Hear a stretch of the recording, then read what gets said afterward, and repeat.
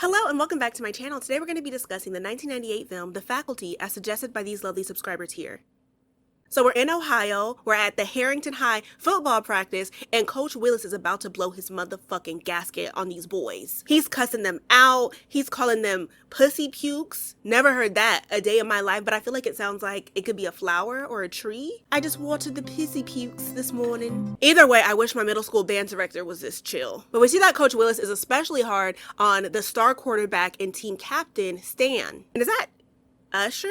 And oh my god, are those maraschino cherries? Ha!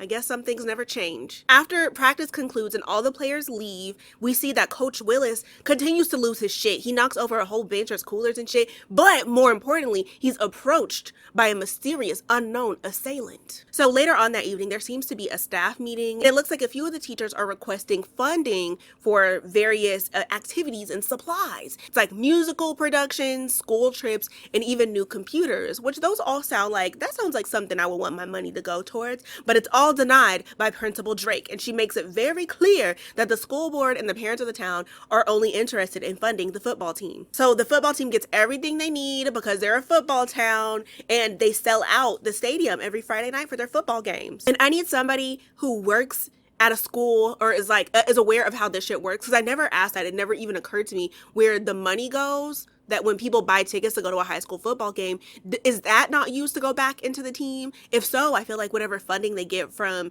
I guess, like tax dollars should be able to go to like whatever else they need. Because if they're selling out the stadiums, but what do I know? Okay.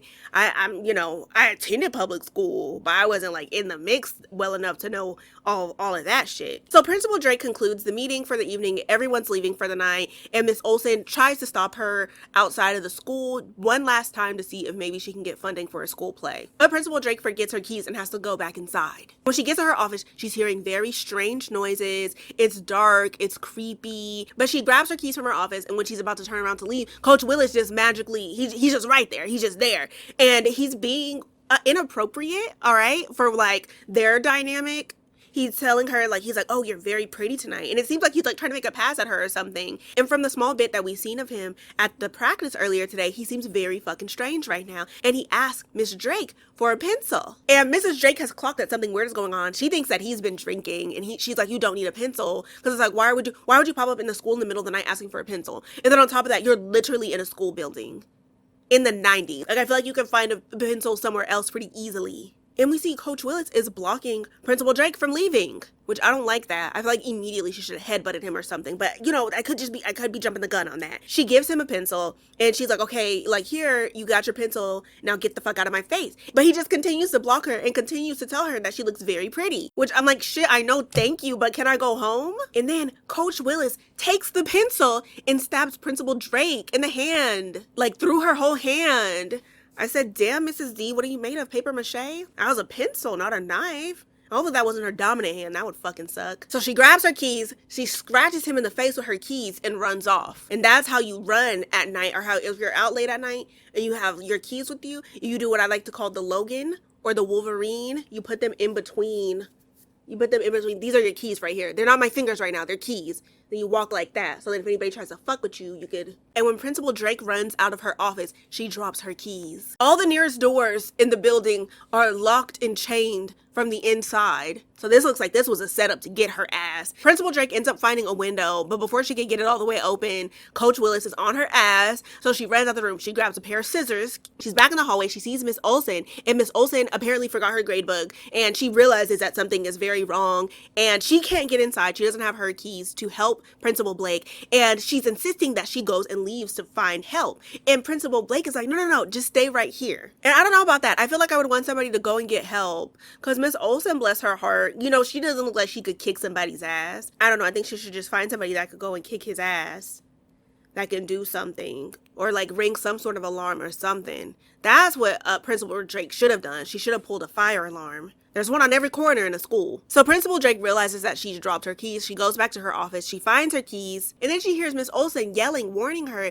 that Coach Willis is in the hallway. And then she runs into the hallway. And she runs to the door. And she's trying to get the door unlocked. And I know, personally, with my nerves, that would not have been the best option. I feel like if I was in a situation like that, my fingers would turn into mush. They just wouldn't work in a situation like that. It's too much. It's a high stress situation. But she's able to get outside. Her and Miss Olsen work together to keep the door shut long enough for her to be able to lock him in. And it seems that during all the hustle and bustle, Principal Drake dropped her scissors that she was using to defend herself. And now her and Miss Olsen are standing outside, and Miss Olsen is just kind of staring at her blankly. She has a scissor. She starts stabbing her. She's on the same weird-ass homicidal shit that Coach Willis is on. What is happening right now? It's very strange and abnormal behavior. So we're properly introduced to our main characters, and they deadass each get like a little nameplate moment or like a little name thing where like the screen freezes on them and then they have their name show up. And I feel like people don't use that nearly enough in movies anymore. I feel like I haven't seen that in a movie in a minute. And I'm gonna tell you right now, it's giving very much Breakfast Club in terms of like, I guess like the school hierarchy shit. And there's like different types of like, you know the deal, a brain, an athlete, a princess, you know what I'm talking about. Let's pick which character that we would resonate the most with. So it's the next day, we're at Harrington High and we meet Casey, who is immediately elbowed in the face, not 2 minutes after stepping out of the school bus. And then he apologizes. I said, Casey, stand up. And Casey, in terms of like Breakfast Club logic, he's the loser, he's a dweeb, he's the brain, and he's very clearly bullied. And not long after, we meet Stokely, and she's like into sci-fi and shit. She's alternative and shit. She wears a lot of black, a lot of eyeliner. And as she's walking, she witnesses two biddies going at it in the street. It seems that one hit the other with their car, and now they're fighting and shit. And if I'm ever in a situation where people are like whole ass fighting, I go home. I just find myself home somehow. I don't know what happens in between. I just am suddenly home. So Stokely is distracted watching the two girlies fighting in the street, and she bumps into Stan. And she's like way less than polite about it, giving that she bumped into him. Stan is like nice about it. And he's like, oh my God, like, are you okay? And immediately Stokely's like, walk much? Like, and I'm like, okay, damn girl, maybe sorry. And we know Stan, we met Stan earlier, and he's the academically challenged jock with a secret. And we meet his girlfriend Delilah, and she's like the shallow, hot, mean girl, and she runs the newspaper. She's a head cheerleader. So Stan goes up to kiss her, and she stops him, and she's like, oh, no. Estee Lauder lips. It took me 72 minutes to apply. I said, okay, girl. I was like, 72 minutes? At least have like an ombre or something that looks like it actually took a little time, but 72 minutes, bitch? I just know there's gonna be somebody in the comment section that's like, no, girl. No, girl. The Estee Lauder 72-minute lip kit was all the rage in the 90s. It's a real thing. So we meet Mary Beth, who's new to Ohio. She's new to Harrington High. She has a southern accent, and she's as sweet as can be. Before she goes into campus, she asks some girly pops where the office is, and she makes the effort to compliment their facial piercings. And honestly, that's me as fuck too. Every chance I get, if I see something I like on somebody out in the world, I make an effort to compliment them. You never know what kind of day somebody's having, and it's nice to, you know what I mean? So we're finally inside Harrington High, and my goodness, there's a couple full on arguing and putting their hands on each other. I don't like it. And we meet our final main character, I guess you could say, Zeke. We do see him a little bit earlier with him Tokyo drifting in the fucking parking lot. That's a hazard. And we find out very quickly that he's repeating his senior year. And Zeke's got Malli, he's got White, and he's been trapping all damn night. He sells drugs on campus, and we see him in the boys' restroom selling fake IDs to these two guys, fuck up one and fuck up two. No, I'm not making that up. That's literally, I think one of them's a piece of shit in real life, or am I mistaken? So now we're in the faculty lounge, and it fucking sucks. They don't get to use their air conditioning. Like, there's a sign on there that says do not use it, which I don't know what the fuck that's about. I'm like, what's gonna happen if I turn this shit on, Principal Blake? I want to know. That's probably why Coach Willis and Miss Olsen were on her ass the other night. They said it's too fucking hot for us not to have this AC on. But anyways, we get to meet more of the staff. We have Nurse Harper, who's sick as fuck. Now, like, oh man, she's sick as hell. Like, she's super cool. She's literally fucking sick. I cannot stand people who come into the workplace while being sick. And it's like, I get it, like, if you have to, where it's like, damn, I don't have any more sick days, like, I can't afford not to be here. No, she has sick days. She says she just doesn't want to use them because she wants to use them when she's feeling better, which also, that's like same, but I wouldn't come to school contagious. I wouldn't be around my coworkers contagious. There's nothing worse than getting sick and then knowing exactly who fucked you over. We have Mr. Tate, who's drinking alcohol on the premises with these children. And although there's clearly some alcoholism in the room with us right now, he realizes that nobody has seen Principal Drake. And we meet Mr. Furlong, the science teacher, and he notices that Coach Willis is drinking a ton of water, which, if you've been like ripping and running around, stabbing principals in the hand and shit, you might be a little thirsty. And then we see Miss Olsen, and she looks different. Okay, she doesn't have her glasses on anymore. Her hair is blown out. I guess she's feeling herself now that, they took care of Principal Drake. And they're very clearly in cahoots. Coach Willis and Miss Olsen are in cahoots. So now we're in Miss Burke's class. And she seems like really timid, really shy. And seeing how bad these kids are, I need her to buck up. I need her to tighten up a little bit. Like, I feel like they're going to eat her alive. And despite selling literal crack on campus, we see that Zeke is actually really smart. He's like kind of a smart ass about it, but he's like, he's smart. So cut to Stan and Delilah. And remember earlier when I said Stan had a secret? It's really not much of a secret. He just wants to quit football. It's nothing too crazy. He tells Delilah that he wants to quit football and focus on his studies and bring his grades up. This is really admirable, right? Wrong.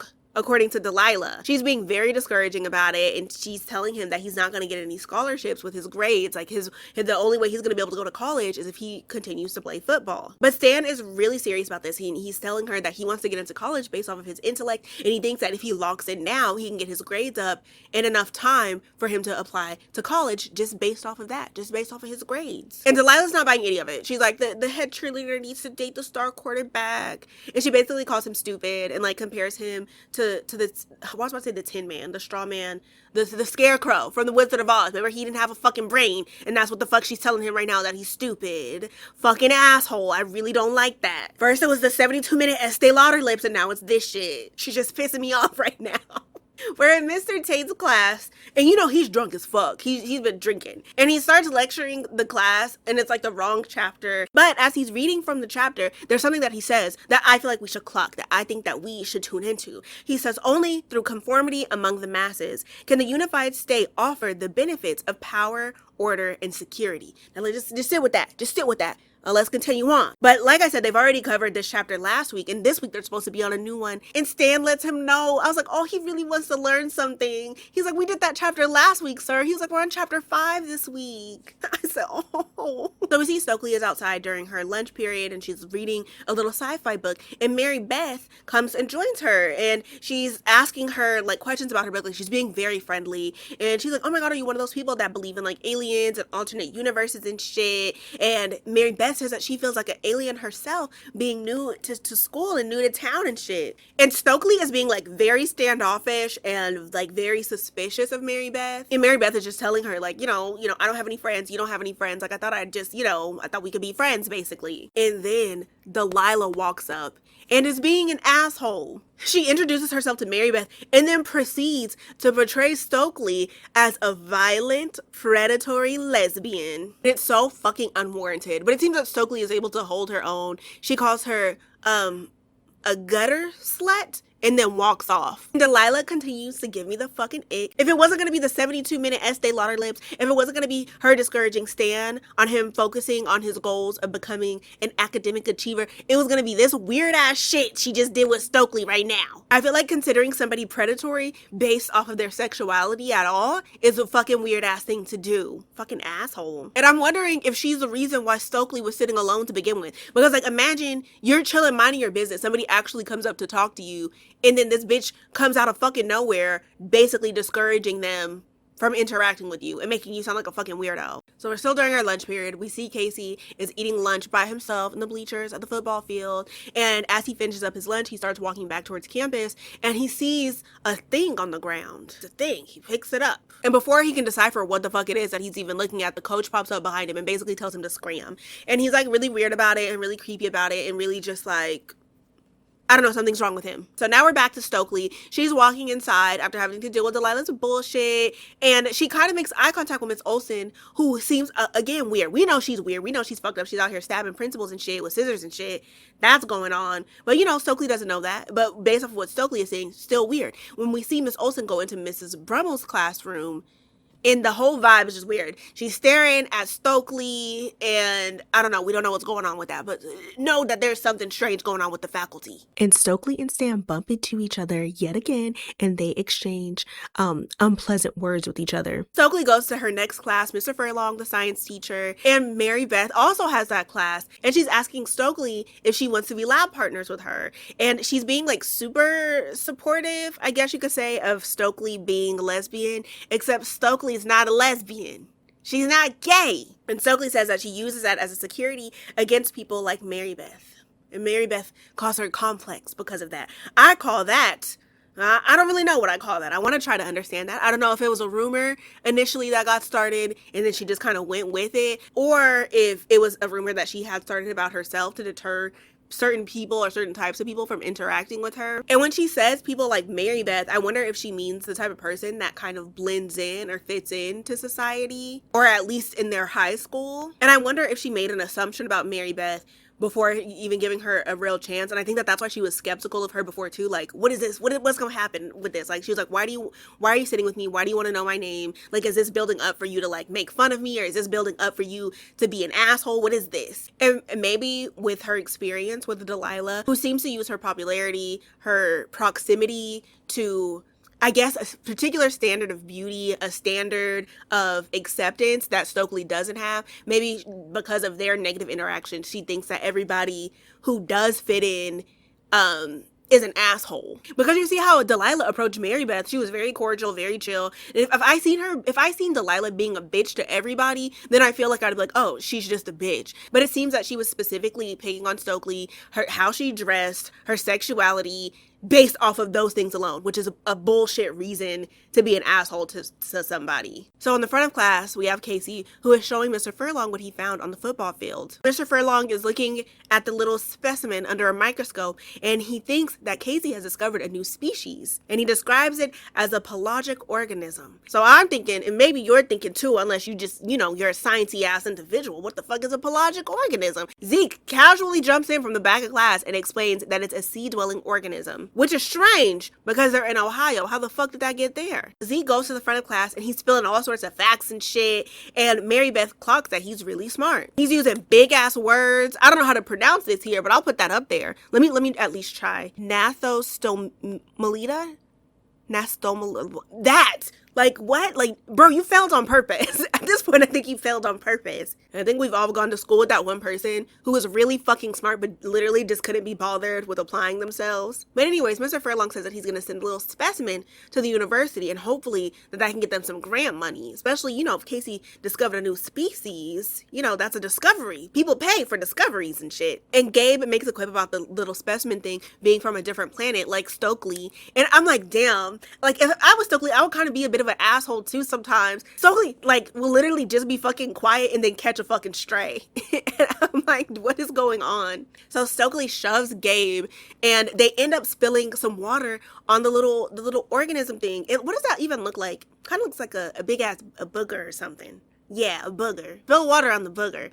And it starts to like activate and shit, starts doing shit. So Furlong is like, oh shit, takes a little specimen, the little booger, throws it in a little water tank in the back of class, and it's doing shit. It's has veins and stuff, and not in a fun way, not in a fun, like, veiny type of way, where it's like, oh my god, those biceps, those hands, they have vein. Like, it's in a way that's kind of like, what the fuck is going on here? And then Furlong puts a glove on and touches it. You couldn't pay me. You couldn't pay me to touch that thing. Like, at least not with my finger or my hand. Maybe with a 10-foot pole. If you had a 10-foot pole nearby, we could make something shake. But I'm not touching that shit. But he touches the booger. It gets really active, and it, like, fucking replicates. And then one of the boogers grows teeth, has teeth all of a sudden, and then bites the professor. Why he put his hand in there to begin with? A choice. Why he kept it in there for so long? Like, after I tapped it, and it turned into 2, I would have been like, okay, look, joink, I would have pulled my hand right out. Like, and I hope he went to the hospital or something. We don't know what, you know what I mean? He might just catch rabies or something. I don't know. At some point, Stokely puts her hand up on the tank, and the little booger's veins line up with her hands. Like, their hands are like this. Except for one on the other side isn't a hand, it's veins from a mysterious booger. Stokely's over here vibing with it. I said, nah, Gabe was right. So we're in gym, and it's a swim class. I don't know. Sometimes when I feel like when schools have a swim team, well, never mind. Let me shut the fuck up. I didn't go to a traditional high school, but anytime I see a pool in a high school, I'm like, damn, I feel like they got money. But I don't know if that's like a standard sport that all high schools have. Is it? My high school didn't have sports or any sort of extracurriculars. But anyways, we're in swim class and Stan tells Coach Willis that he's quitting the team. And he's extremely supportive and not like himself at all. He didn't call him any names. He didn't cuss him out. And Stan is surprised by this and he thanks him for being nice to him. And the coach is like, who am I to get in the way of the human condition? The human condition. What the fuck are you talking about, Coach Willis? So Stan's in the locker room. He's on his way to the showers and he sees that Casey is getting bullied by some of the team members, Gabe and Eddie. And Stan kind of like deters them away. And his approach, it started off really defensive, like, hey, like that first little hey was like, okay, what the fuck are y'all doing? But then when they approach Stan, they're like, they just completely disregard Casey. And then they just like, are like, oh yeah, we're excited for the game. Like they just converse with Stan and then just walk off. So Stan makes it to the shower. He's in there by himself and we see somebody with an interesting set of toesy woesies comes in there. His eyes are closed and he's washing his face. And honestly, this is my worst nightmare. This is exactly why I don't wash my face in the shower. I shower, I put on some pajamas or whatever I'm going to be wearing for the day or the night, and then I wash my face. Because I couldn't imagine washing my face, soap in my eyes and shit, and then I hear a noise or somebody like is like, I'm going to kill you, bitch, and I'm butterball ass naked. Like there's just no way to fight like that. There's no way to defend yourself like that. But if somebody like it comes at me while I'm washing my face and I'm at the sink and I'm fully clothed and they're like, I'm gonna get you, I can like, at least I have a fighting chance. At least like I can fight comfortably and not like, wait, hold on, close your eyes. But anyway, Stan rinses off his face and Mrs. Brummel pops up behind him. I said, ma'am, I said, are you trying to catch a case? What the fuck are you doing in the boys' washroom like this? And she's taking off her clothes and then I realize she's in distress. She's saying that she can't breathe and she's like, she doesn't know what's happening. And then she says, they want everyone. I said, who? Casey kind of hears the commotion going on. He goes in there, sees what's happening. Stan tells him to run and go get help. He runs and goes and gets help. And Stan, bless his heart, is like trying to console Mrs. Brummel. And so he puts his hand on her head, like to kind of like, shh, easy, easy. And when he moves his hand away from her scalp comes off with it. That's when he said, fuck no. That's when he backed away. Like, cause that's a lot. That's a lot. Imagine you're just going to school, you're a teenager just doing regular teenage shit, and then this is going on. That's not cool. So Stan and Casey are at the office and Miss Olsen is explaining that Mrs. Brummel has cancer and she has medication and she's on medication that makes her disoriented. She probably would have ate down if she said that she had a UTI. And I don't know if it's with people specifically over a certain age. This is just what I've seen and heard with people over a certain age. When they get UTIs, they become legit delirious, like completely not themselves at all. And Casey's there, but he's not really listening to this conversation at all. He's fixated on the football field where Coach Willis is just standing in the sprinkler system, just standing there. It looks like he's like in an R&B music video in the 90s where they used to be in water and shit. They used to be standing in the rain and shit. Either way, there's very clearly, I can't stress this enough, there's something wrong with the faculty. So we're outside in the parking lot and we see that Zeke is selling nudies to his peers. And he's approached by Miss Burke. And she's telling him, she's like, the students are complaining that you're selling them mind-altering substances. She kind of ate with that. We're going to call it that from now on. Mind-altering substances. I'm going to give up on that halfway through. It's too wordy. Never mind. You can tell like she's the type of teacher that like really wants to help and wants him to apply himself. She's like, if you applied some of that intellect to your studies. And she's like, you didn't even have to repeat your senior year. Like you could have like made up your finals during the summer. I said, damn, if this is his first time repeating his senior year and he knows all this shit, you're just not applying. At some point, you're just not applying yourself. Either that or the standardized testing is a bitch. I don't know. I haven't been in school in years. And Zeke is being like a little asshole. And he's like, oh, you're so tense. And then he offers her chocolate flavored laxatives and then cherry flavored condoms. Now he called her a constipated incel. I was like, fuck off, I'm calling the authorities. That was so mean. And Miss Burke walks off and she's like crying.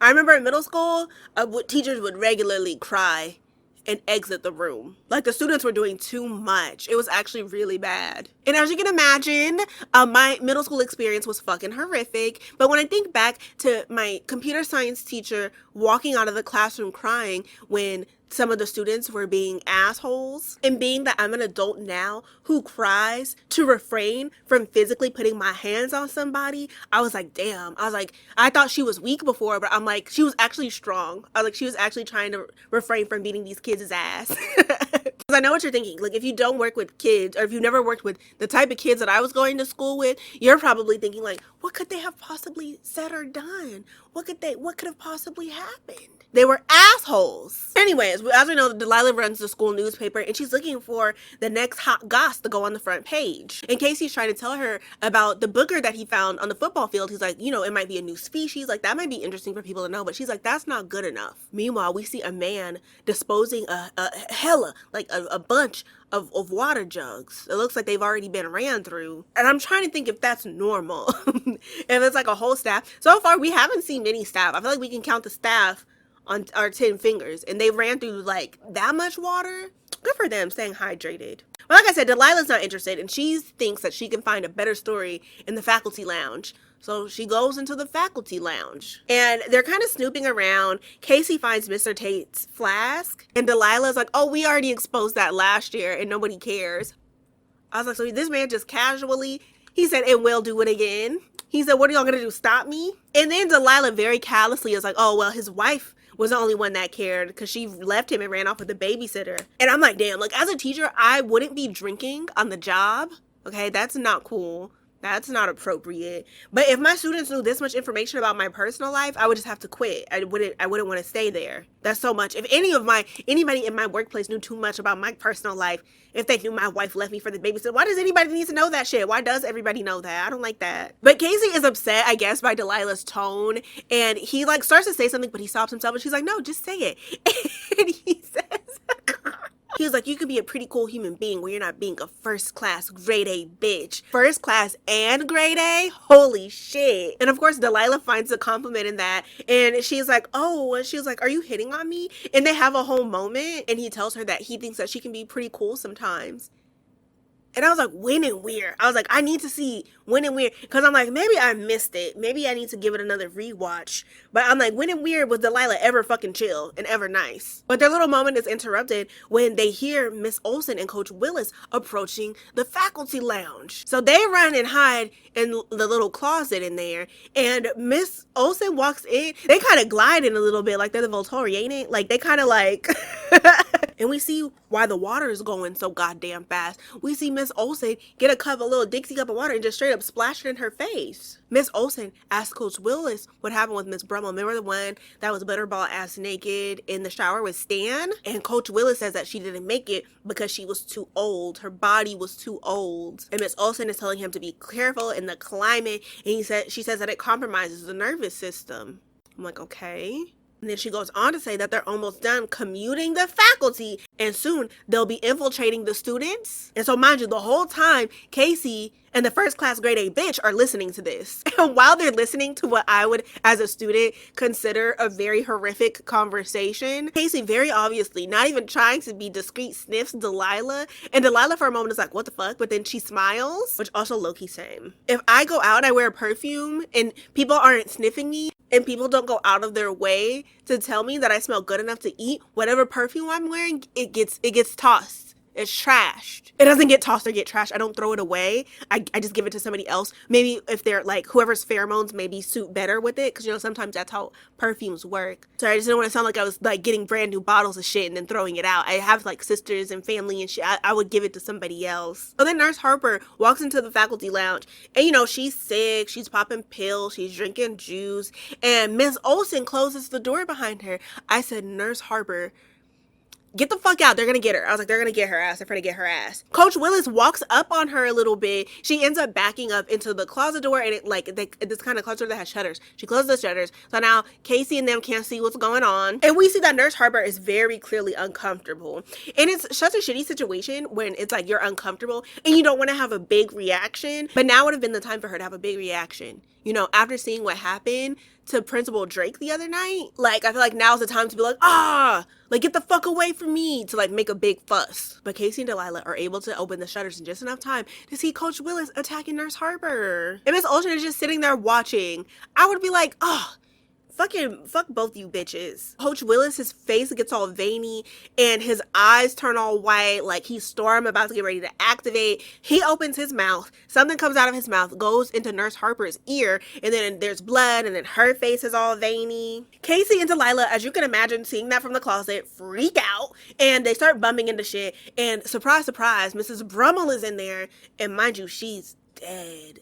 She's dead. She falls over. This is a lot of noise. So obviously Coach Willis and Miss Olsen hear this shit. So Coach Willis goes to open the closet door, but Casey has a broom, like he like stabs him. Well, stab is a strong word for the soft end of a broom. Like he kind of like just kind of pushes him out of the way. He falls to the ground. Delilah pushes through Miss Olsen and they run out. Except fucking Nurse Harper grabs on to Delilah. I'm like, please don't do that, ma'am. Delilah yells to Casey. Casey runs back and pulls her away. They're hauling down the hallway and they see none other than Principal Drake. And she looks completely normal and chill. Not at all like she'd been stabbed 11 times by her employees. You know, my high school principal was a former bodybuilder. I noticed that he was like unusually brolic for a high school principal, but by then he had like, he wasn't doing it, but somebody found his competition photos. He was actually doing that shit. Like he was like dead ass like doing the whole like all the little poses and shit. But anyways, Casey and Delilah are running down the hallway. They see Principal Drake. They're freaking the fuck out. And they're trying to explain to her what they saw. At some point, Mr. Tate walks up. And Principal Drake is all fucking smiles. And that would really have me crashing out. Because if I'm panicked and freaking out, and I'm like, this just happened. And you're like, oh, did it? I'm gonna be pissed. And Mr. Tate is focused on the wrong thing entirely. He was like, well, why were you in the faculty lounge? And out of the faculty lounge walks the power of three. And Nurse Harper doesn't look like she's been attacked at all. Principal Drake is like, oh, now we can get to the bottom of this. And Casey's like, no, fuck that. He's like, come on, Delilah. So they start running. They find the nearest exit. And it's not funny. I don't know. Sometimes when people fall, I find it a little funny. But Casey slips and falls, reaches his hand out, and he's like, Delilah, wait. Delilah's out the door. Delilah's gone. And I'm looking at Casey like, bitch, at least try to get back up before you call me to come back and help you up. Because if I turn around and you're just fucking sitting there and you're not trapped or injured, I'm gonna be mad. I'm gonna come back and I'm gonna come back to beat your ass. But that's the fucked up part, is Delilah didn't even turn around. Damn girl, at least turn around to make sure he's okay. Because he definitely turned around to help her when Nurse Harper had her by her ankle. But Casey does end up getting up and running, which he could have just done to begin with. Like, you really stopped to yell and call out for Delilah instead of just getting back the fuck up. Please. If I'm in a situation like that and I fall, I'm not even, without missing a beat, I'm getting back up. Unless the wind was knocked out of me, unless I like dead ass hurt myself, I'm getting back up. Like, I don't have time to be sitting here yelling, reaching my hand out, asking for help. That's crazy. Later that evening, Casey goes back to the school with his parents, and it seems that he's called law enforcement. So now the cops are there. He tells them about Mrs. Brummel's body and how they found her in the closet in the teacher's lounge. They go into the teacher's lounge and the gaslighting begins. Coach Willis, Miss Olsen, and of course Principal Drake is there. And Coach Willis is like, oh, Casey, I'm sorry, like, for the mix-up earlier. And I'm like, mix-up? Like, I know what I saw. So Principal Drake confidently opens the closet door, and what do they find? They don't find Mrs. Brummel. They find a resuscitation doll, not a real fucking person. And immediately they assume that Casey is mistaken and that he thought that he seen Mrs. Brummel's dead body, but no, it was really just this fucking doll. Please. And I'm looking at the police officers. I'm like, okay, come on, y'all. Apparently, unless it was a situation where Casey ran out of the school, the police were standing right there, and he's like, come back in with me. I was just in here a moment ago. You got to see this shit.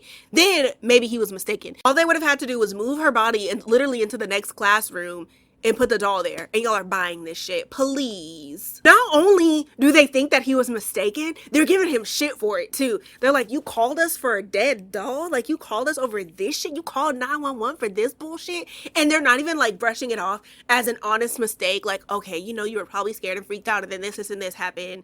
No, they're like looking at Casey like he's a piece of shit for trying to ask for help. Casey, of course, is getting defensive because we know what Casey saw. We were there. Shit. We were in the closet right there with him while he was sniffing on Delilah.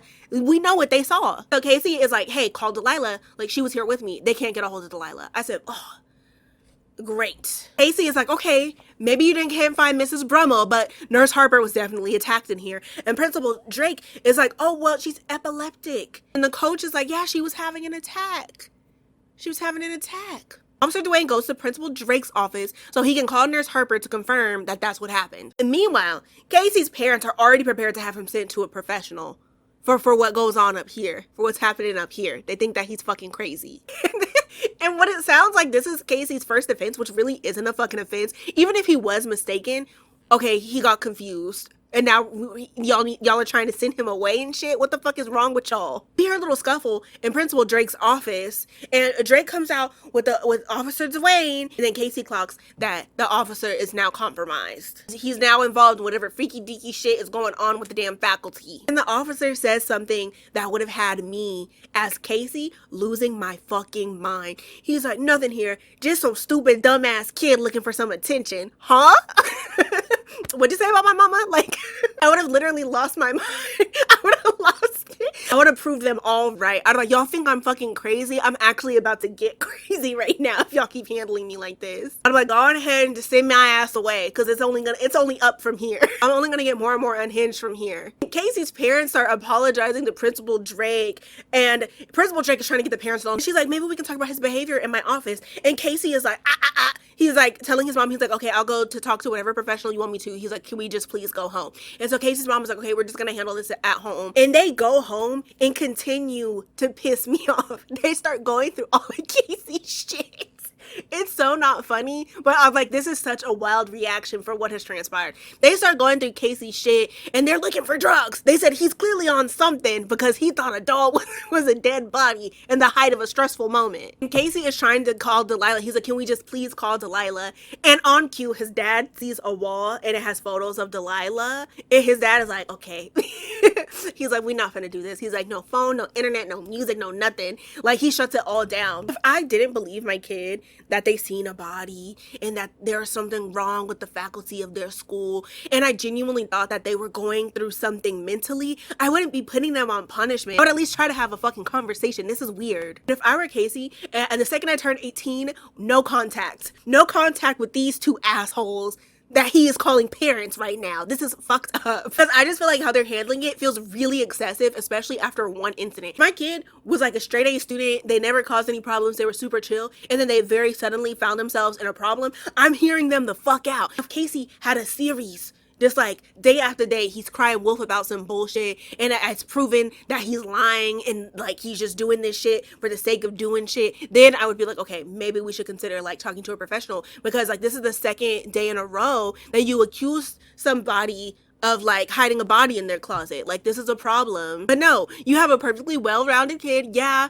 okay, he's sniffing Delilah and he may be obsessed with Delilah, but right now there are bigger fish to fry. You know, we gotta handle that on a separate date, but right now there are bigger fucking fish to fry. Something wrong with the goddamn motherfucking faculty. After Casey's parents leave his room, he goes to sneak out. He's on the second floor. Yeah, I don't know if I'll be that invested in trying to figure out what was going on. He goes to sneak out in his window. He sees the staff is out there in the dark, just, I don't know, watching him, waiting for him. I would have went back inside and grabbed my camera. I don't know if his parents took that away, but I wouldn't have gone outside. I'm like, you know what, you right. I'm gonna go lay back down. But he doesn't do that. He ends up falling on the ground. Faculty is like standing over him, surrounding him. He gets up, he's all disoriented, and bumps into his dad. And his dad is like, what the, obviously like, what the fuck are you doing out here? He's like, the faculty, they're here. No, they're not. They're gone. Casey, you look crazy. And his dad tells him to go back inside. I wouldn't let my kid go to school the next day. I was like, let's just stay home for a little bit, okay? I don't know, but no, the next day, Casey's dad takes him to school. Casey's begging his dad. He's like, please do not make me go in here, but he makes him go. Casey is walking towards the entrance of the school and sees that the coach is talking to his dad. And we know his dad is about to be compromised and whatever the fuck they got going on. So Casey is inside Harrington High, and he hears Principal Drake over the intercom, and she's calling students to the office by name. As he's walking down the hall, he's pulled away by Delilah, and then we hear Delilah's name being called over the intercom. So she's expected to go to the office. But Delilah knows that there's something weird going on, so obviously she doesn't go. And luckily, she's wearing a disguise, a ponytail and some fucking glasses. Like, girl, please do not piss me off right now. I want to be Clark Kent so bad. That's not even how his damn glasses work. They're in the bathroom, and Delilah is explaining that she tried to tell her mom what happened, but it seems like her mom drinks. So we got some lore here as to why she may be an asshole. And Delilah at some point mentions like calling the police, and Casey's like, the police are compromised, like the police are now involved in all of this.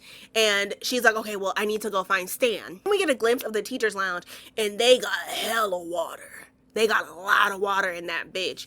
And it's safe to say that the staff is fully compromised. And throughout the day, over the intercom, over the announcements, we hear Principal Drake calling students by the group to the front office. We're in Mr. Tate's class before class starts. We see Stan and we see Stokely checking Stan out. Southern Belle, Mary Beth, sees this and she's like, oh, like you should just go talk to him. And I'm like, yeah, girl, please go talk to him because I'm getting tired of this Helga Pataki bullshit. She's like Helga Pataki, not in the way of her being obsessed or anything, but like, you know how Helga liked Arnold, but she was really mean to him, but Arnold was like actually chill as fuck. So it was like extremely unwarranted, for it's like you really didn't have to do that. Like if you like him, just like present that maybe. I feel like he would have been chill with it. Anyway, Stokely doesn't want to talk to Stan. She's like, I'm not going to do that. But she doesn't deny to Mary Beth that she does want to talk to him. So I was like, okay, I feel like they're vibing now at this point. Because she wasn't like, why the fuck would I want to talk to him? She was just like, no. Mary Beth shoves Stokely onto Stan. And she actually like apologizes. I said, girl, we're making progress. I was like, we're making some serious progress here. She apologizes. And then she asked if he's ready for the big game. I said, are we making small talk, Stokely? That's what the fuck I'm talking about, girl. Stokely is surprised when Stan tells her that he quit the team. And so this starts a whole other conversation. She's like, oh my God, why? And Stan says that he's tired of everybody kissing his ass just because he's the captain of the football team. And he refers back to a particular game that they won last year. And here goes Stokely. And she's like, oh yeah. She's like, that game, that was all thanks to you and your completed passes and your completed whatever the fuck sports term. I said, Stokely. I was like, are you throwing him a compliment now? I was like, this is what I like to see, Stokely. Because y'all know me. I'm not a fan of being mean to somebody that you like. So her doing this is like really like, yes, girl. Then Stan blushes a little bit. He was like, oh shit. He was like, you follow my games? But he continues on with the story. So he won this big game last year and he got a D on a biology test for Mr. Furlong. And Mr. Furlong changed his D to an A. And Mr. Furlong all but confirmed that he changed his grade because he's on the football team and because he's a star player. Stan said that it bothered him because, you know, he felt that he worked hard for that D. He worked hard. He worked hard for his grade. Felt like that was kind of taken away from him. Delilah fumbled trying to tell him to stay on the team. She fumbled in general with this man because I feel like what it is that Stan is experiencing and how he's choosing to handle it is like, it's pretty fucking admirable. Because acknowledging that you have this privilege and then turning it in and handing it in, although it's allowed you to coast through very difficult things that other people had to work hard for, such as an A in biology, based on your own personal morals, is baddie behavior. Because real shit, he could have just continued coasting through high school, making whatever grades, just kind of doing whatever he wanted, staying comfortable in what he's good at, which is football. But he like genuinely wanted to like challenge himself and remove himself from that comfortability and actually learn, make an effort to become academically achieved. Look at Stokely's face, swooning. She's like, I knew you were kind of cute and shit, but now like I find out that you have like this whole consciousness shit going on. You know this is up Stokely's alley because I think, like I said, it was kind of implied with her being hesitant on befriending Mary Beth that she has like a resentment or a certain perception of the type of people that are able to like coast through, blend in and that shit. And so for her to hear somebody like Stan who like actually gives a fuck, you know, I'm sure that's refreshing for her. And y'all know the actor present day is on Quinn and shit. I haven't like gone and looked into that myself. I just seen the ad for it. Yes, they have this whole moment. The class starts and Mr. Tate, clock this. He went from vodka water to just regular water. He's not drinking alcohol today in class. It's just regular bottled water. And he's telling the class that they need to make a list of all of their living relatives, starting with the ones in their households, the ones nearest, and then so on and so forth. It's a takeover. We can see it's a hostile takeover too, the way that they handle Nurse Harper. Fucking everybody up. Mind you, the assignment is for them to list their known relatives, their known living relatives. Stan raises his hand and he's like, is this gonna be on the test? I said, oh baby. Even if it was on the test, I don't know. Like he said it like he was like, I gotta study for this shit. So class is over, we're out in the hallway, and we see Mary Beth looking at Zeke at his locker, and she notices his little what did we say we were gonna call it? His mind-altering pin. Yeah, that is so wordy. Oh my god, we're gonna roll with it though. I said I was gonna do it, so we're gonna do it. She sees his mind-altering pins, you know, his pins of Hannah Montana, and asks what it is, and he says that it's magic dust and offers her some. And Mary Beth says that she's allergic to aspirin, so whatever's in that shit could probably kill her. Mary Beth and Zeke, they do like introductions. It's kind of flirty, and I'm like, oh my god, it's so cute. Sweet girl, bad boy trope. Mary Beth, don't do it. Don't don't do it, girl.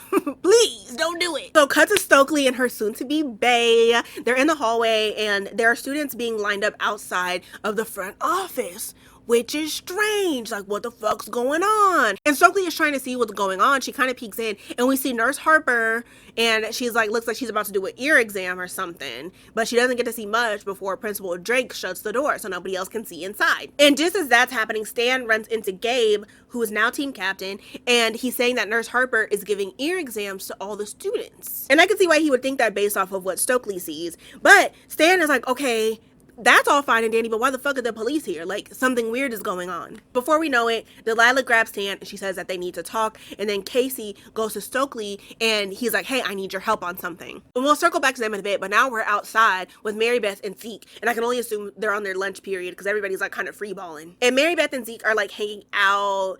And I guess she didn't want to heed my fucking warning because I guess here we are. She's confiding in Zeke and she's talking about basically how she ended up there. She lost her parents in an accident and came there to live with relatives. As they're walking and like getting to know each other, Zeke sees the couple from before. Remember the ones that were like putting their hands on each other and shit? We see that the girly pop is still turned up in a beast of his shit. Like she's putting her hands on dude and he's kind of zoned out. And not only is he zoned out, but he's like staring at Zeke and Mary Beth. I said, oh, I said he might have already had a visit to the front office. We also see that there's a long ass line by the water fountain.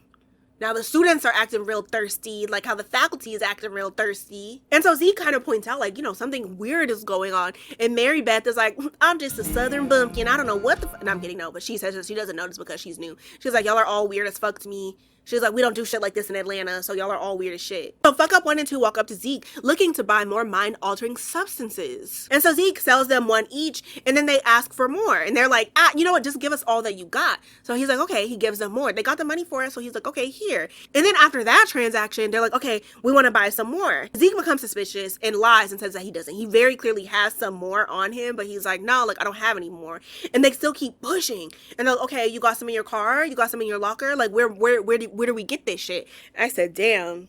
And it's clear that they're acting strange and very differently from how they were previously interacting with Zeke. And then Mrs. Burke walks up. And I said, okay, girl. I said, what are we wearing on this campus here today? Doesn't look in dress code. Back in my day, if we showed our ankles on campus, we'd be escorted off the premises. And what Miss Burke is wearing isn't even crazy. It's just very different from how she was dressed before. Her whole demeanor is different, actually. And how she talks to Zeke is very different. She went from, oh, no, oh, to like cussing him out and shit. Like, and she starts flaming him out. Like, she starts roasting the fuck out of him. She calls him a pathetic little runt. She's reading him about his deadbeat mom. And it's like, I guess his parents travel a lot and leave him alone.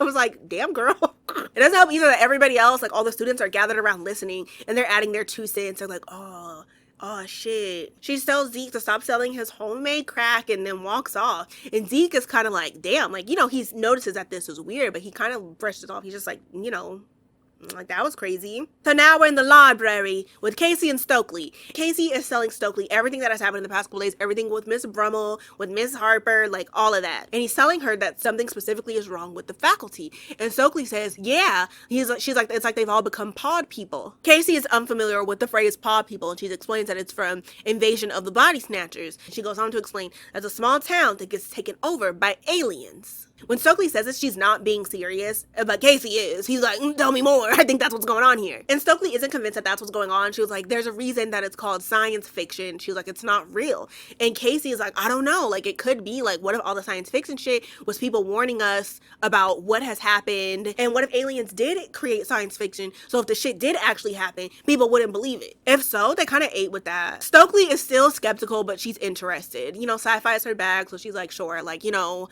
we can investigate more on this. She explains that in Body Snatchers there were pods, but there are no pods in this situation. But she says in Puppet Masters there were parasites. Which, okay, I'm like, parasites is giving. I'm like, that seems very accurate because we have what Casey found on the football field where we see that's where Coach Willis had his little transformation. He seemed very different after he was on that field that day and somebody walked up to him. We still don't know who the fuck that was. And then with Nurse Harper, the thing that went out of Coach Willis's mouth and into her ear, okay, giving parasites, giving puppet masters. So Stokely and Casey leave the library and they find Stan and Delilah. And so Casey is telling Delilah, like, okay, Stokely is onto something. Like, you know, she might know something. And then Delilah's like, oh, really? I'm like, yeah, really. I'm like, I'm not helping y'all. If I was Stokely, I'm like, I'm not helping y'all. And they go to the science lab and they see Casey's potential parasite, you know, the booger, or the boogers, because there was 2 of them last we seen. They're gone. And Stan is still confused about what's going on. And I'm looking at Delilah, I was like, damn, did you not catch him up on anything when y'all were together? The fuck? Because Stokely's all up to date on everything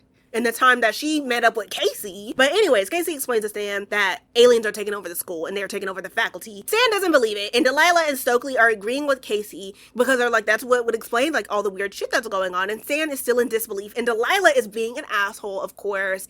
And Stan shuts it down. He's like, I'm tired of your shit. Fucking Delilah is over here. She said, okay, well, you can get the fuck out and take your little freak bike with you. Now replace the B and bike with D. Like, what? Referring to Stokely. I'm like, girl, what the fuck is your obsession with this girl? Poor baby girl was just over here, wasn't even in the little spat, wasn't even in the little argument that they were having. She was actually agreeing with Delilah that something strange is going on, and she's over here catching these homophobic ass strays. Huh? I would have been like, I'm not helping y'all. I'm like, I'm so sorry. Y'all figure this shit out on your own. I'm going home. Because I'm just over here like, damn. I was like, why is she on Stokely's ass? Because she knows Stan wants Stokely. Because I was like, why would you pair them together in that moment? Why in that moment be like, oh, take her with you, huh? So Casey calms everyone down, and Stan is like, okay, sure. Like, let's say that there's aliens here. Why the fuck would they be here in Ohio, in our high school? Make it make sense. And Casey is like, okay, if you were to take over the world, and if you were to invade the planet, would you burst in through the White House like Independence Day, or would you come in through the back door? And I said, damn, that's way in the back door, though. A high school? Cut to Mary Beth and Zeke, and they're in the science storage room, so they're not far from Casey and the gang at all. And Mary Beth, I guess, is just joining Zeke while he's getting supplies, you know, so he can whip that work, so he can, you know, create mind-altering substances. He's in there stealing, and he tells Mary Beth, he's like, if anyone finds us in here, just grab onto me and pretend that we're making out. He was like, the punishment will be, like, less crucial. And I'm like, okay, shut up. I was like, Mary Beth is not finna fall for this. Holy shit, they're kissing. They're kissing. Mary Beth, girl, what the fuck did I tell you? This ain't it. So they're kissing, and they overhear the gang next door talking about aliens and how the teachers are all aliens and shit. And they pop on over. Zeke is pretending to have been attacked, but then Mary Beth comes in behind him laughing and giggling and shit. Zeke is making fun of Casey, and he's like, the only alien we have here is you. I'm like, bitch, isn't your mom in Paris or something? I don't know, tighten that shit up and then come at me crazy, Zeke. Like, there's shit going on here. Mr. Furlong comes in and he's like, what are y'all doing here? Like, y'all are supposed to be in class. And Zeke is like, oh, well, Casey thinks that you're an alien. And then fucking Stan jumps in and he's like, oh, yeah, well, he thinks the whole faculty is, like, taken over by aliens and shit. And when I tell you the vibe changes in the room, and then goddamn motherfucking Daily Show goes to close the blinds on the door, I said, oh, you're like cooked. He's gonna get y'all ass. So Zeke tries to leave, and Mr. Furlong stops him, throws him down, and he's like, let's make this quick. I'm like, make what quick? I'm calling an adult. Casey and Delilah try to, like, I don't know if they're trying to, like, charge at Mr. Furlong or if they're just trying to get to the exit, but he grabs Casey by the throat, and then he throws Delilah across the room. It looks like Stokely tries to make a run for it, but look at Stan stopping to protect her so she doesn't get choked out or thrown across the room. Okay, this shit would piss me off. There's nothing worse than, like, having the, you know what I mean? Having the instinct to do something and then somebody being like, actually, I'm gonna stop you from doing that shit. So Furlong has Casey by the throat. Zeke gets a blade from, like, the little paper cutter thing, and he's telling him, he's like, put Casey down. Furlong throws Casey. Stan catches him. He's like, I need y'all to never forget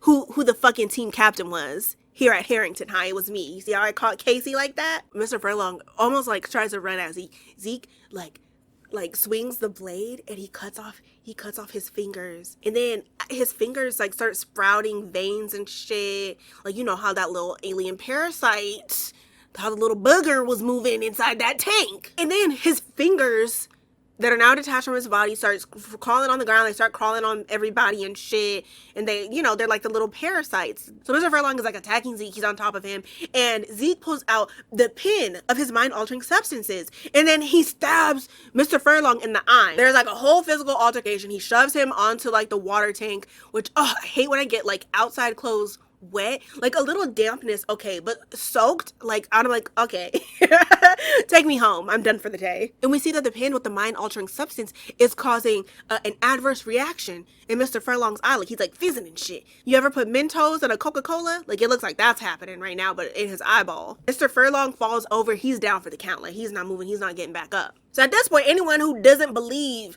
that there are aliens now believe that there are aliens, and they get the fuck out. But before they leave the lab, Casey grabs like a little sample of the little parasite, the little alien.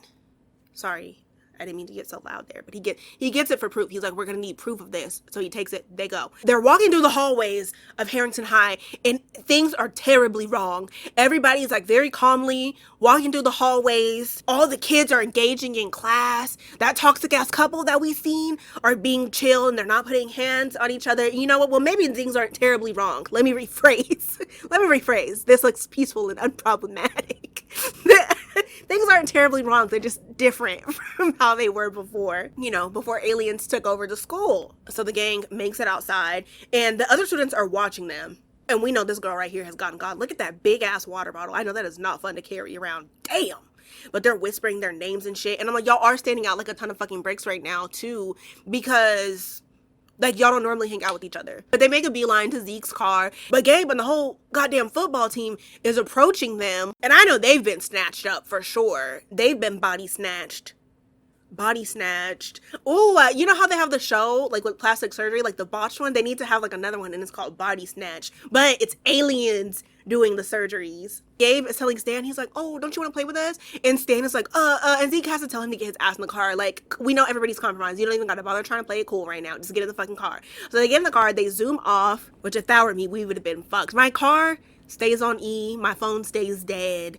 I don't know how it happens. It just fucking happens. Like, I try to be one of those people that's like, oh, I'll fill up at half a tank. And then, but at half a tank, I'm like, oh, I still got more time until I get to E. And then even when I'm at E, I'm like, oh, she'll make it. We'll make it. I guess I like to live life on the edge sometimes. So they're in Zeke's car, and Zeke is like going through the radio to see if there's any news on what's going on, like if anybody knows anything that's happening with the, you know, the alien situation. And they pull up, and there's like a whole bunch of police officers at an intersection stopping people. Now, mind you, the police are compromised, so they're probably opening their mouths, letting their little parasite alien thing pop into people's ears as they pull over. Officers are trying to tell Zeke to stop his car, and he bypasses them. Like, he whips, you know, Tokyo drifts, whatever the fuck he has to do to get the fuck out of there, and gets out of there. And I know I was giving Zeke some shit, but yeah, I was like, this is the time you need somebody who doesn't give a fuck about authority. Breaking the rules makes me real nervous. I won't hold you. But like, him being like, nah, I'd be like, fuck yeah, you got it, because I wouldn't have done that. I don't know what I would have done, but maybe not that. That, you look like you're evading the police. And you know, hey. So they go to Zeke's house, which we very quickly see is a trap house. And I guess his mom and dad are in Europe. Lucky them. They're not going to get their body snatched. Sorry, every time I think snatched and body, I think like, think of like a, you know what I mean? Like Megan Thee Stallion or something comes to mind. Like, I think of like a bot. You know what I'm trying to say? So they're in Zeke's lab, and Casey and Stan notice that Zeke has a grata-ta-ta. I need his parents to come home immediately, because what the fuck is going on here? So Casey gives Zeke the parasite, and Zeke takes like a little sample and basically lets the parasite get into his rat. Is that a rat or a mouse? Looks like Stuart Little. We're gonna go with mouse. Oscar the mouse. And then he kills Oscar. He kills Oscar, dissects Oscar, and then determines that it's a parasite. And I'm like, yeah, no shit, Zeke. We didn't have to kill Oscar to find that out. We knew that it was a goddamn parasite, but there is more valuable information that Oscar was able to provide for us. But he tells us that the parasite is incomplete. It cannot survive on its own, and it's a part of a greater organism, and it needs a host to survive. And he notices, after dissecting poor Oscar, that Oscar is dried out. And that explains why we see the faculty and the students all drinking water. You know, humans are mostly made up of water. You know, that's a pretty good fucking host if you had to choose one. If you need water to survive, choose the one that's made up of water. But I don't know, if I was like a parasite alien and I needed to survive off of water, I feel like maybe a goldfish, or maybe like a sea animal. I can imagine if this shit happened now, a planet full of aliens that need to drink a shit ton of water and data centers. Oh, girl, we couldn't handle it. And they're kind of piecing together that that's what happened with Mrs. Brummel. She dried out, which explains why she found herself in the showers. So Zeke sprinkles some of his little fairy dust, some of his mind-altering substance onto the parasite, and he says that it's a diuretic, so it dries out the parasite, killing it. And because Stokely is like the sci-fi professional and knows a lot about this shit and was like correct thus far, they kind of look to her to figure out how to stop it and what to do next. And of course, this bitch Delilah got something to say. But Stokely explains, in theory, if they're all connected and they kill the queen bee, the leader of them, then that'll kill all of them and then everybody can go back to normal. Which is like that's a very good outcome, if you ask me. At least they're not like completely screwed. And so Casey is like, bet that's all we have to do is kill the queen bee. But Delilah's not down for that. She's like, let's just get out of town.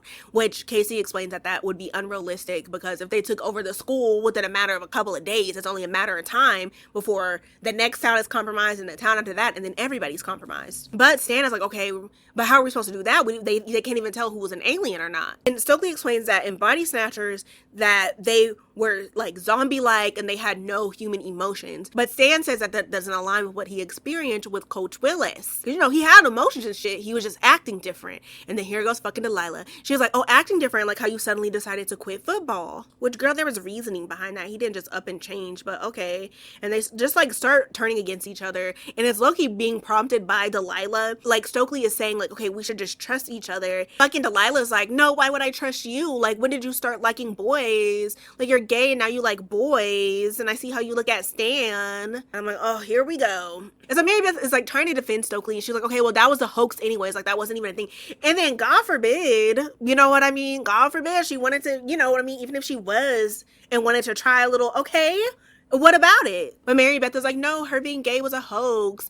And then, of course, Delilah starts accusing Mary Beth. And I'm like, it's giving whoever smelt it, dealt it. All right? I'm like, what are we doing right now? This is really, really weird being all accusatory and shit like this. But Zeke shuts that down because, that's bae. They were kissing all in the science storage room. And then Casey comes in to defend Delilah. He was like, well, it's true. And they all just basically start accusing each other of being an alien. The only people that aren't participating in the accusations and shit is Stokely and Mary Beth. And Zeke shuts it down and he's like, okay, we're all gonna get high off these mind-altering substances and we're gonna figure out if any of us are aliens. And he stresses, he was like, we're all gonna do it. The whole time they're having this conversation, a car pulls up outside. So Casey goes first, nothing happens. And so Stan tells Zeke, he's like, okay, you're next. Zeke over here talking about some, oh no, I don't get high off my own supply. I'm like, bitch, but you will today. And I'm like, it was literally his idea to do this shit. And now he's acting like no, you're gonna do this shit. We're all gonna do this shit, right? Like he said. Casey takes the mind-altering substances, yes. So he's mind altered. And so he's like giggling and shit. And Stan sees this, freaks out, grabs Zeke's grata-ta-ta and points it at him. And he's like, what the fuck's wrong with you?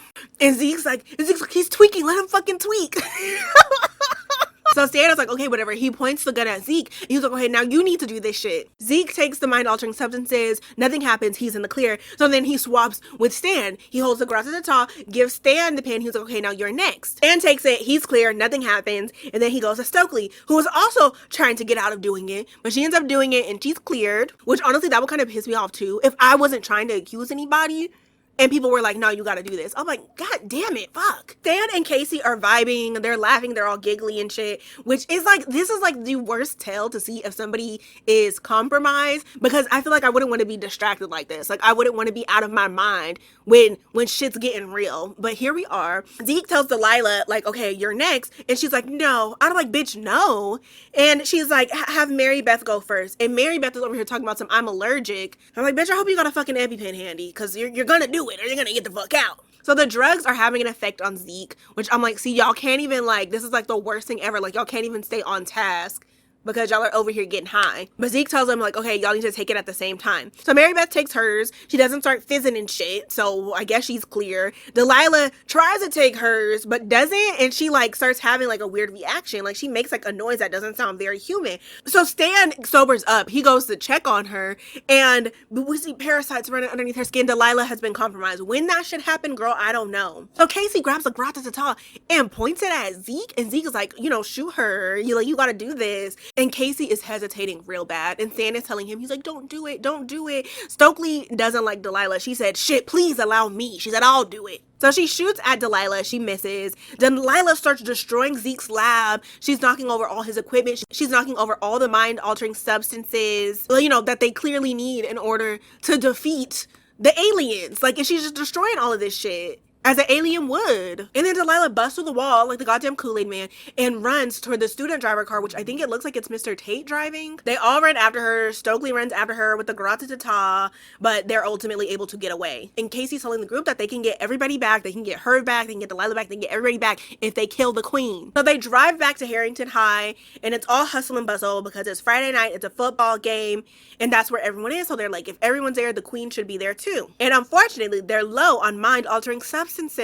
But it doesn't matter if they're low. If they're able to get the queen, then they're good. They're in the clear. In theory, that's what should happen. So mind you, Harrington High, the Harrington High Hornets, the football team, they're compromised. They're aliens at this point, and now they're playing non-aliens from the competing school, and now they're turning those players into aliens. Like they're giving them parasites and shit. That is fucked, because I'm like, damn, getting athletes, like, you know, they got stamina and shit. Can you imagine if aliens like got all like the Shikaris of the world, and we're like, we're gonna implant them, they're gonna get everybody else, they're gonna do the rest of the work. I guess they decided to split up, which, hey, okay, go off. Stokely and Stan are like in the bleachers, or they're like in the crowd, and they suspect that Principal Drake is the queen bee. They're like, you know, she's in charge. Clearly it would be her, which I don't know if that's so clear, but I feel like we know it's not Principal Drake, because we watched her get got by Coach Willis, an old girl, in the beginning of the movie. Because I feel like, you know, they were got before she got. So if it started happening before she was compromised, I can only assume that she's not the one. Stokely and Stan go back to the group who's inside the high school in the gymnasium to report back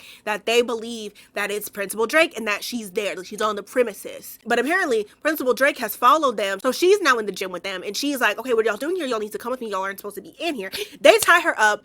They start locking the doors of the campus. Stan has the grata-ta. Casey has the pin that contains what? The mind-altering substance, or substances, if you will. I imagine it's a concoction, plural or singular. Take it as you want it. They're basically like, okay, take this or he's going to shoot you. So she's refusing, and Stan obviously isn't going to shoot her, because it's like, if that doesn't work on them, you know what I mean? Like something's got to give. So Casey's like, okay, we're just gonna stab her with it, like they did with Mr. Furlong. I'm like, okay, excellent idea. That'll clear this right up immediately. But here we go. Casey is hesitating again, and she's like about to get away at this point. So Zeke shoots her. Zeke shoots Principal Drake, and she's laid out for a pinch too long, where it's like, oh shit, were they wrong? Was she not even compromised at all, and they just killed her? And so they're telling Casey, they're like, okay, let's stab her and find out. And Casey is like, again, hesitating. And I'm like, at this point, Casey, just do it. Just do it. But before he has a chance to, Principal Drake stands up. There's parasites running down her face. And Mary Beth, who has the remaining drugs, throws it. She pours the loose powder onto Principal Drake. And, you know, there's clearly like, there's an immediate reaction. I was like, great, it's working. We've seen that they only need a little bit to get the job done. Last time they only needed a pinful. Mary Beth in her hand has a bit more than a pinful. But then she proceeds to pour all of it on Principal Drake. Zeke literally has to stop her from continuing to do so. Like, she wastes all of it. And I'm like, damn, girl. A little dab will do you. You didn't have to do all of that shit. I don't want to become like the person that gets like super paranoid of everybody during an apocalypse, but I say we shoot Casey and we shoot Mary Beth, because what the fuck was that? Because I'm like, either they're stupid or they're a part of this shit.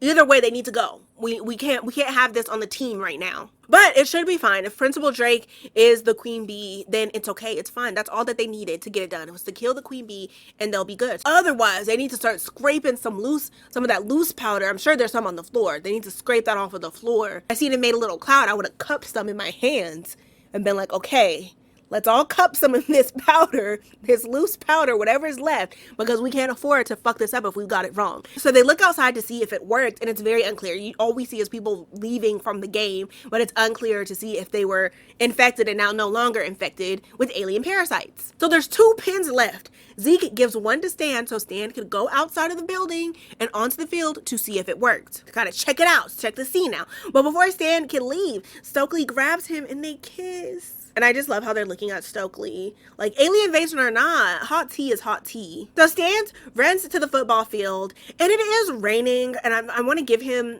the benefit of the doubt on that, because I'm like, maybe with the rain, he can't see that something is very clearly wrong. But when he gets close enough, he sees the coach and the team are just standing in the rain looking to the sky. And that's something that I feel like is enough for me to think that there's something wrong, even at a distance. But let's say it's raining, he can't see. He gets close enough, possibly too close. Lightning strikes, and in the light, we can see parasites sticking out of their faces. The parasites are like, ooh, free water. You know, they really like water. Thirsty ass little fucking parasite bitches. That was excessive. I'm sorry. And it's very clear that it did not work. So now we're back to square one. Who is the queen? So everyone's inside waiting for Stan to come back. And he runs back and he's like, it's not Drake. It's the coach. Like, he just tried to attack me. Like, I barely made it out alive. And he's like, let me back in. So Stokely is like about to let him back in. And Casey's like, nah, like he could be compromised. Zeke is like, okay, you know, I gave you one of the pins, take it. And he's like, oh, I dropped it. I'm like, how fucking convenient.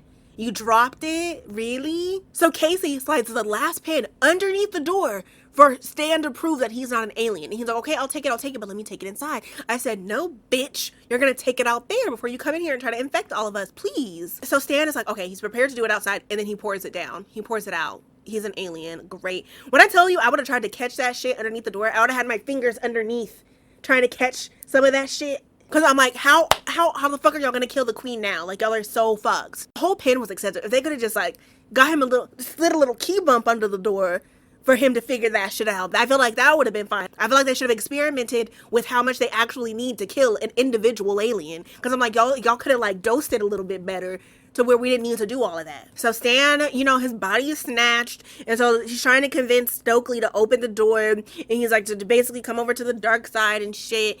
And he's like, it's better this way. You know, you can live with no fear, no pain. You'll be beautiful. It'll be fun. I would have been like, will be beautiful, not currently beautiful. I would have started crashing out. And he's like, we want you. I want you. And like, he starts screaming and banging on the door. Like, he gets real aggressive. Stokely walks away, and then Stan runs off. So we're in the gym, and Zeke reveals that he may have more pins in his trunk. Excellent. I'm like, should we maybe have brought that in with us when we got here? Yes, because now we have to go outside and get that shit, which sucks. At least hope isn't fully lost right now. So Casey and Zeke try to make a run for his car. They're in the parking lot. The whole football team, they're marching outside. Stan is back in his uniform. They're very clearly outnumbered. So they're hiding underneath the bus, and it occurs to Casey. He's like, okay, well, why did both of us need to come out here? Like, it only took one of us to get to your car. And Zeke reveals that he invited Casey to go with him because Casey is a goddamn decoy. That would have me so bent. But Casey does his job. He runs. The football team goes after him. Zeke makes a run for his car. Casey ends up hiding in one of the school buses, and we see that Delilah is there. And she's telling him, she's like, you're a loser coming into school day after day. But she was like, it doesn't have to be that way. And Delilah says that she hasn't been this happy since before her dad died. Okay, we're getting some lore as to why she's an asshole. An asshole is one thing, but girl, a bigot? I can only excuse so much, girl. So now the football team is surrounding the bus. They end up getting in. Casey scurries up through the emergency exit, and he runs into the parking lot, and they are hot on his ass. We see Zeke has finally made it to his trunk, and he's desperately searching for more pins, and he can't find it. And then suddenly Miss Burke is there, and he addressed her before he actually seen her. I said, oh hell, that's so creepy. Zeke is trying to play it cool, and he's like, oh, did you change your mind about the laxatives? And she's like, oh no, I was hoping for something cherry flavored. I said, Zeke, call an adult.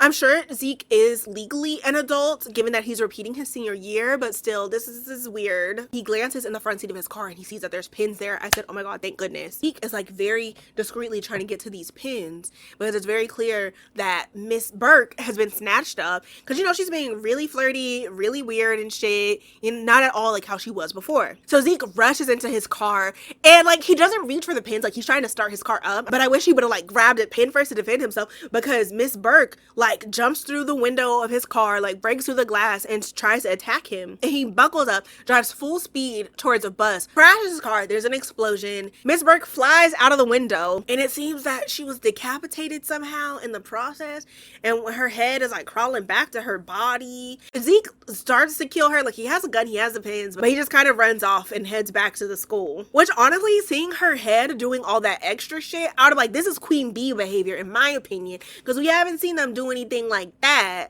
Like, we seen like little veins and stuff, but we didn't see whole ass tentacles. Stokely and Mary Beth are still in school. They're sitting in the bleachers in the gym, and Mary Beth is asking Stokely who she thinks the queen bee could be. And Stokely is like, it could be anyone, which, like, that fucking sucks. And Mary Beth asks Stokely how the story ends. How does Body Snatchers end? Stokely says that they win and we lose, which, if I'm not mistaken, because it's been a minute, I feel like that's not how it ends, but for the sake of the plot, you know, damn. Have you ever like talked to somebody about something and they play devil's advocate like a little bit too hard? Where like, what side are you on, bitch? Like, what do you what the fuck are you getting at, bitch? This is what Mary Beth starts to do. And she's like, well, what if we do win? Like, Stan, he didn't look unhappy.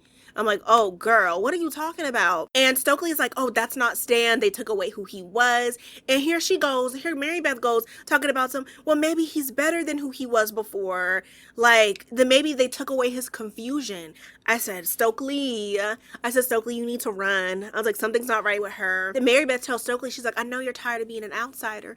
Are you tired of being something you're not? I know I am. I said, oh, shit. Stokely realizes a little too late that Mary Beth has been compromised. Because she turns around and she's like, girl, what the fuck? And Mary Beth punches her. Casey comes back and we finally see Mary Beth in her true form.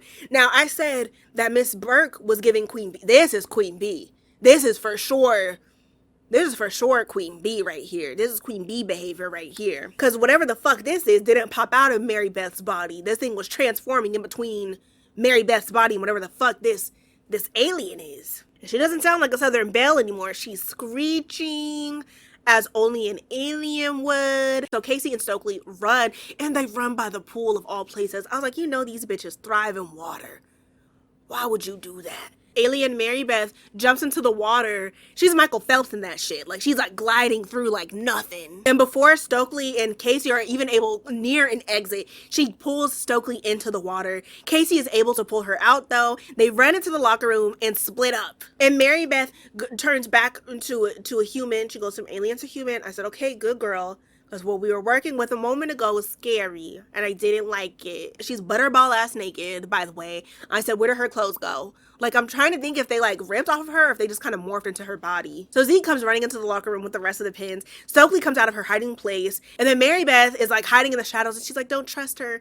It's her. Like, she's the queen. And she's like, we don't know what she is. Straight, gay, alien. I said, wow, Mary Beth, this is what we're doing? And you call yourself a fucking ally. And so Zeke is like, yeah, okay, girl, but why are you naked? I was like, yeah, you didn't think about that, you dumbass alien. Over here trying to plead your case. Naked? Explain that. How does that even happen? Like, from Zeke's perspective, how would that, at what point? Not like, oh my God, my clothes got ripped up, I'm in my underwear now. But naked? So when Zeke calls this out, Mary Beth does not deny being an alien. And he's like fucking confused. He's like, I watched you take the pin. Like, I watched you do those drugs. What the hell? And so we get a flashback and we see, of course, Mary Beth has some alien ass nostrils. She's able to seal her nostrils up, which honestly would be so fucking dope. Every time I go swimming, I have to have the goggles with the nose thing. Otherwise, I'll literally drown. I don't know how to block that off whenever I swim. People who swim with like no goggles, let alone no nose plug thing, they're in this bitch. And then she also used her alien ass finger to dispose of the drugs. So instead of like, you know, inhaling it falls to the ground. And then Mary Beth is trying to seduce him. And she's like, you don't like my body, Zeke? She's like, you don't want this, Zeke? I was like, girl, show him what you really look like. Show him your true self. Show him what you showed us in that gymnasium. So Zeke is not with that shit. He's about to stab her with, you know, the mind-altering substance. And Stokely stops him. She's been snatched. Stokely is now an alien. Like, damn. And Stokely goes to attack Zeke. And Casey comes up behind her, pulls her away, and, like, locks her in, like, it's like a supply equipment room or whatever. It's like a fenced part of the locker room and locks her in there. Mary Beth scurries off and Zeke comes up to Casey and hands him a pin. And Casey's like, all right, bet. He's like, now we gotta go kill this bitch Mary Beth because she's the... And then Zeke is like, I need you to take that in front of me right now. I said, oh my God. He said, I left for 5 minutes, came back, and everybody's a goddamn alien. And I'm like, I hear that, boo. But like, he literally just saved her life. Like, he didn't have to do that. If he was one of them, he would have just stood by and let it happen or jumped in. I don't know. But I know Zeke is probably pressed because the girl that he liked is an alien. And then I know that thing was Stokely fucked him up because it fucked me up too. Because at first, when he walked in, I was like, no, Mary Beth is lying. Listen to Stokely. But then it was like, oh, they were both compromised. Damn. So Casey takes the mind-altering substance. Nothing happens, of course, because he's him. And they run off, and they're getting chased by Mary Beth in her alien form. And poor Casey, mind-altered, is like trying to run through this locker room. And this would piss me off so much. Being under the influence already can kind of fucking suck on its own. But like being under the influence in a situation where you need to be locked in and you need to be activated, that just sucks. Like I would be like, just take me, I'm done. At some point, Zeke and Casey get separated. Next thing we know, Zeke is getting thrown across the room. Casey goes to check on him, but then sees Mary Beth approaching, so he backs up too far, and Stokely gets a grab of his hair from that fenced area in the locker room, and she's like, he's over here. He pulls away, and Stokely rips out like a bit of hair. I'd have been so mad because I'm like, bitch, did you just give me a bald spot? Oh, girl. Mary Beth goes back into her human form. Casey grabs the pins from Zeke's body. Zeke is down for the count. He's knocked out. Mary Beth is like, I guess trying to like sway him to becoming an alien, and she's talking about how she lived in an ocean planet, and she's like, there's oceans as far as the eye can see, and she said that her planet started to dry up, so she escaped and moved there. And I'm like, bitch, could you not have gone and lived in an ocean or something? There's depths of the ocean that we haven't even like discovered. Like, go be with the fucking sea, do that shit to some sea animals or something. Go down to the depths of the motherfucking ocean. Nobody will bother you there. You know, you might have pollution, but at the depths, like, go far out. Go far out. You came to Ohio, girl. She's seen that they were all lost and lonely just like her, and she wanted to change that, and she wanted to show them a world without anger, and where the jock can be smart and the ugly duckling can be beautiful. And I would have been like, bitch, who the fuck are you referring to when you say ugly duckling? I'm like, this is shade. Girl, I hear you, but maybe like do that kind of thing consensually, bitch, because they clearly don't want this shit. You're invading. You're invading. Stop making it sound like a cool little thing that you're trying to do to help them. And it's like, if you had to snatch up some bodies to make the world a better place, you had to snatch up some bodies to make the world a better place. I got a list. I got a list of some bodies. I got a list of somebody. But no, you're out of fucking high school. Girl, they're still trying to figure shit out. I think it's so funny when there's like a villain with a cause and like they're kind of cooking and shit, and then they burn the shit. Where it's like, I don't want a bite of what you're selling right now. Cause it's like, yeah, make the world a better place, no anger and shit. But then at what cost, boo? Casey obviously wants no parts of this fucking plan. And Mary Beth is like, okay, fine, y'all are gonna lose anyways. And she turns back into her alien form and she chases him into the gym. So you know how like in gymnasiums, there's like a little button and it like, that makes like the bleachers collapse. Like they like kind of like fold in for more space or whatever. So Casey activates that in the fucking gym and starts to run through, which honestly is a choice. And these bleachers are closing fast as fuck. Wouldn't it be fucked if they started closing from the opposite end?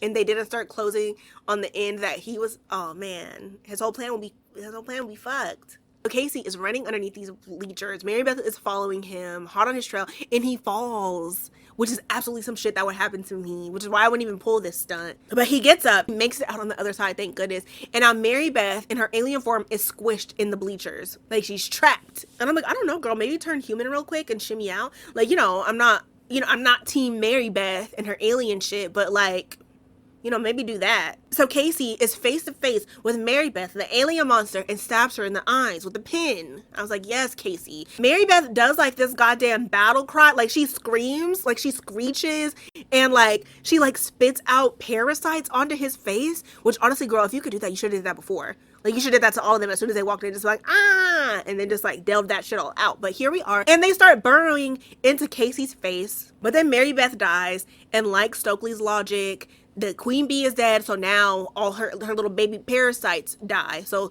the parasites that were in Casey's face die, and they dissolve. Mary Beth, or like Mary Death, and she dissolves too. And I get that Casey's like tired and exhausted and shit, but I would have just scooched away from Mary Beth a little bit, and maybe just took my break like a little bit over here and less right here. So Casey goes to check on Stokely, and it seems that the parasites have left her body, so it looks like it's worked. They've saved the town. They hug. We get this jump scare from Zeke, and although he's like beat up and exhausted, they're all just relieved that this shit is over. And Casey did fumble a couple of times, but he came through. He came through when it mattered most, and I'm glad he did. He literally saved everybody. So it's 1 month later, and we hear a news reporter talking about the events that occurred, and everything has returned to normal, it seems. And it seems that the FBI got involved, but when I guess the gang tried to tell them that it was aliens, they didn't believe them. which I feel like they did believe them, but they just wanted to keep that on the low. But there's still an ongoing investigation, which clearly, like, if y'all are still raving about this shit after a month, like, there must have been something for y'all to be like still talking about this shit. Because I'm like, I need to know if like everybody who got infected remembers anything at all. Like, do they like, yeah, you know, were they like a passenger in their own body and they're like, yeah, I remember my alien parasite had me doing X, Y, and Z, or like, what was it? But we see that everybody from the group is like in a different place now. Zeke is on the football team. We see Miss Burke is watching him at his practice. I don't like how she's waving at him. I don't like their dynamic at all. Maybe I shouldn't overlook that little wave that she just did, because I hate whenever I see something like that and I'm like, oh, that's inappropriate, and somebody's like, no, you just made it inappropriate. She's just being a supportive teacher. You're the weirdo, miss. We see that Stokely and Stan are together now. Love that. We also see that Delilah and Casey are an item, and Delilah is showing Casey all these articles about how he saved everyone, and the last article she shows him is the one that she wrote for their school. And like, I don't know. I know that Delilah was kind of giving Casey eyes and shit before all of this shit happened, but you know, it looks like she sealed that in when he started getting some motion. I don't know. I don't want to be that person. And we see that Casey is being pestered by reporters trying to get that story out of him, trying to see, you know, what he knew about the aliens and shit.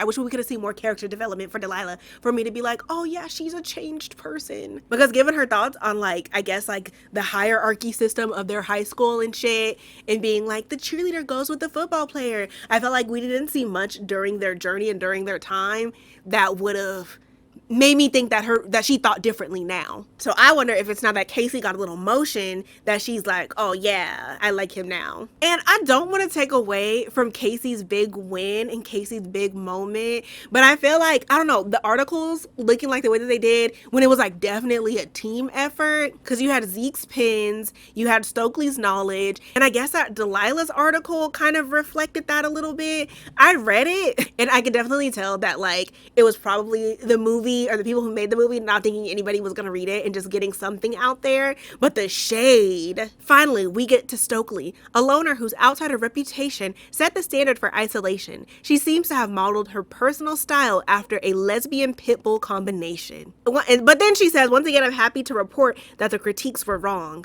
So she was saying she was wrong about Stokely. I hope that that's what was going on. And it's like, I feel like she could have changed her mind about Stokely without still being shady as fuck, huh? And she also says about herself, she said, formerly self-centered cheerleading prom queen wannabe, or so we thought. Behind every successful man is a good woman. She sure proved herself that night. And I'm like, I hope she's not referring to the night that they needed to save everyone. Because girl, you were possessed most of the night. Or maybe she's talking about prom night? I don't know. But like I said, I assume that was just like filler because we see the article like kind of repeat itself. And let me be clear, I'm not being like a stickler or anything. Like I'm not trying to look for problems or anything within the movie and how it was made and directed and created and shit at all. I was just desperately searching for Delilah's redemption, okay, her redemption arc. I was looking for it in the article and just so happened to see it. And we kind of get of why she's like mean a little bit. This is something that I feel like I've noticed too with people, you know, hurt people. And if her home life fucking sucks, it's not surprising that she would come to school and be an asshole to people. Like losing her father, and then they implied that her mom is an alcoholic. I just wish we were able to see some redeeming qualities from her, just for her to be like one of like the protagonists of the film. But sometimes that's just what it is, you know? And I should also point out too that this was taking place during a different time. I know high school culture has changed quite a bit. Of course, I'm sure that there's still bullies and stuff, but I don't think that Delilah's character was intended to be as problematic and as heinous as if she were to be pulling that shit today in a high school. And I did not attend a traditional high school. There was absolutely still bullying that occurred, but I would say my middle school experience kind of reflects more to what we see happening in the faculty, where you got a hell yeah and a high five if you picked on the quiet kid. And yes, I was the quiet kid, and yes, I was bullied. But now I have amazing character. No, I'm kidding. I'm not justifying any of that shit at all. It fucking sucked. And I guess maybe she was especially mean to Stokely because like clearly her and Stan had some sort of chemistry going on. And maybe that's something that she's seen, and that's why she especially picked on Stokely. And it wouldn't have mattered if she was gay or straight, she was gonna find something to be an asshole about towards her. But it's like with her and Stokely's character, they do have like these moments where they were both mean, like, and it was like in a way that I feel was unwarranted, where it's like they said something rude to somebody in passing. But most of Delilah's negative energy went towards Stokely specifically, and we also just seen how she was handling Stan whenever he was trying to tell her about his goals and aspirations and shit. Like, she was kind of an asshole. I feel like the difference is, and what made Stokely's character a bit more redeeming, is that she did exhibit kindness and understanding. And whenever Stokely was snarky and mean and shit, it was consistent enough for me to think like, okay, that's how she is with everybody. She wasn't picking somebody out in particular to be like, oh, I'm gonna be a bitch to you because you're gay. I'm gonna be a bitch to you specifically because you wear a lot of black. Like, she kind of only exerted that energy anytime somebody was in her space. And with Delilah, she literally inserted herself into a conversation with Stokely and Mary Beth, and it was like, for what though? Like, had she just kept walking, it wouldn't have been a thing. And I feel like I noticed that a lot with Stokely's character. Like, she'll just not be saying anything and then we'll catch a stray. But I just, like I said, I just wish we could have seen more redeeming qualities from Delilah more. So then that way, when I see her and Casey together, I can go, oh, look at that. And not like, okay, I still don't like her. Okay, and did y'all guess that Mary Beth was the queen bee? I guess that she had some part of it. One, because she was new as fuck. None of this shit was happening before she got there, clearly. And she definitely didn't know what a lesbian was. Delilah asked Mary Beth if she was a lesbian, and Mary Beth was like, well, I don't know if there's any of that in my lineage. Like, girl, what? Do you like girls or not? When they were at Zeke's trap house and she was defending Stokely, and she was like, oh, that was a hoax. I was like, a hoax? Like, granted, hoax, you can use hoax under any other context, but when do you normally hear the word hoax? When does somebody casually bring that up? Okay, it's when they're talking about fucking aliens. And The Faculty is definitely one of my faves. I feel like it's like the sci-fi Breakfast Club. But it's like you have like the hierarchy thing, the social hierarchy in high school. And then it's like you have individuals who normally wouldn't have anything to do with each other, but a very particular circumstance has them like having conversations and stuff and engaging with each other. And it's a vibe. Except in this instance, it wasn't really a vibe, because like even after everything was said and done, they were not fucking with each other. Like, they had their own groups, like they got something out of it. Like, we do see Stan and Stokely outside of the football practice, so I'd like to think that maybe they were waiting for Zeke so they could all go hang out or something. Because I like the idea of having like a diverse friend group, not even just like racially or with sexuality and shit, but just like different types of people that are into different shit. Because I think it's cool, because I feel like you learn something new, you pick up new hobbies. Like, it's nice to be around other people that have lived a different life than you, I think. But yes, that's all that I have for you today. I hope you have a wonderful day. I hope you have a wonderful afternoon. And I hope that your town never gets taken over by aliens. And if it does, I hope you do something about it so it doesn't spread over here, please. Okay, bye!